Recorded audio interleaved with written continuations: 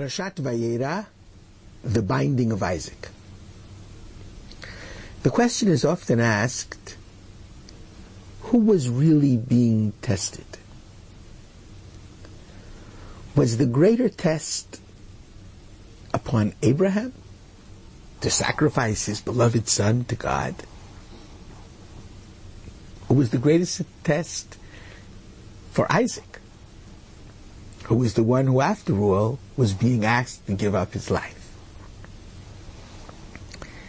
As a father, and as a father who has seen his children and grandchildren in the army, I don't think there is a parent in the world who wouldn't gladly give up his own life rather than, God forbid, see his child hurt and having to make the ultimate sacrifice. From that perspective, I certainly understand very well that the major test came to Abraham. But I'd like to look at this entire incident from a bit of a different perspective.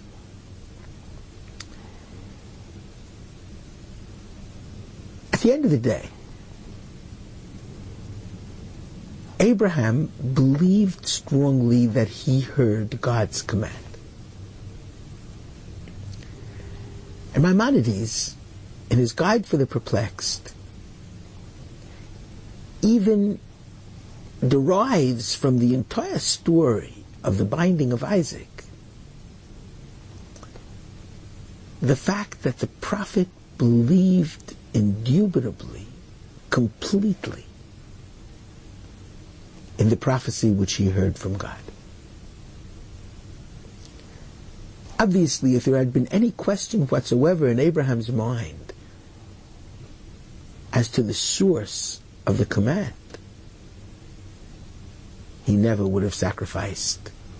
He never would have gone to sacrifice his son. So Abraham heard from God, was certain that he had heard from God. And I dare say if any of us would receive such a command directly from God, we would find the strength to carry it out. Isaac didn't hear it from God. Isaac only heard it from his father. Vayelchu shnehem yachdav, and the two of them walked together, says the Bible, because Isaac, although he only heard it from his father, accepted it completely and was ready to give up his life. From that perspective, I believe that the test for Isaac was much greater than the test for Abraham. And I would like, just for a very few moments, to flesh out this idea.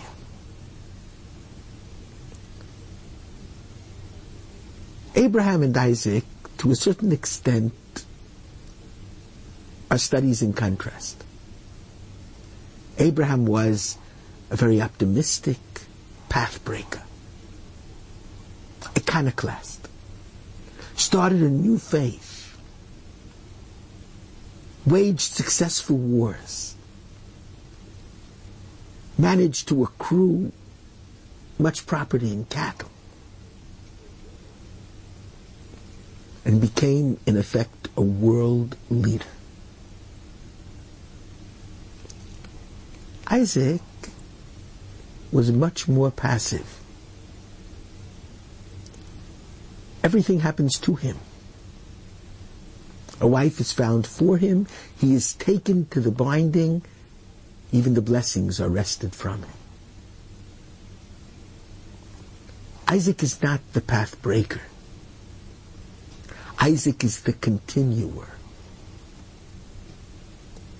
But from that perspective, Isaac is most Jews.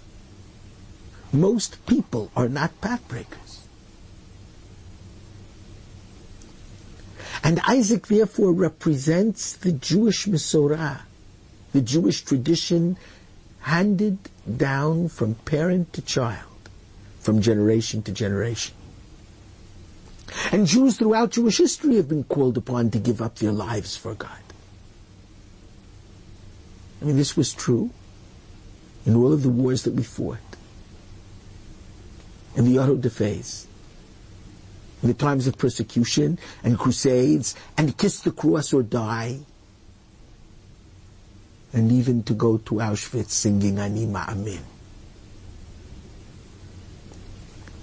And the Jews who have given up their lives for God have done it not because they heard God's command, but because they heard the voice of their tradition.